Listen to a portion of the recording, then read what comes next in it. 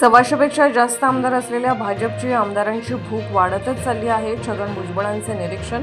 तर पक्ष एक नंबरचा करायचा तर काही चुकीच्या गोष्टी टाळण्याचाही भुजबळांचा सल्ला. मनसेच्या मुंबई अध्यक्षपदाची जबाबदारी संदीप देशपांडेकडे, अमित ठाकरेंकडे सर्व शाखा अध्यक्ष आणि गटाध्यक्षांची जबाबदारी. तर महापालिका निवडणुकीसाठी मनसेच्या तयारीचा आजच्या बैठकीमध्ये श्री गणेशा.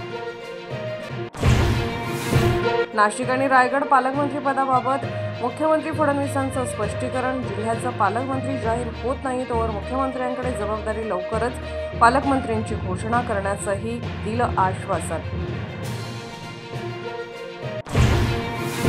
कुंभमेळ्याच्या आयोजनासाठी खास कायदा करून मेळा प्राधिकरण स्थापन करणार. मुख्यमंत्री देवेंद्र फडणवीसांची नाशिकमध्ये माहिती. तर पाणी स्वच्छ करण्यासाठी 1200 कोटी रुपये खर्चही करणार असल्याची ग्वाही. हिंसाचारग्रस्त नागपुरातील संचारबंदी दुपारी 3 वाजल्यापासून पूर्णपणे मागे.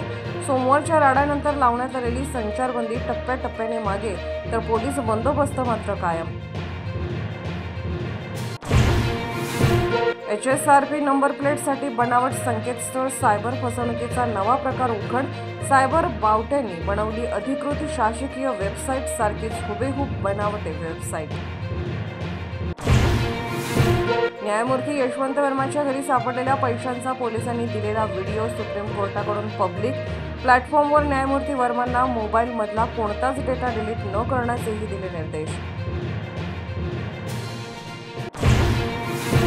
न्यायमूर्ती वर्मांनी स्वतःहूनच राजीनामा द्यावा किंवा संसदेने कारवाई करावी. ज्येष्ठ विधिज्ञ उज्ज्वल निकम यांचं मत.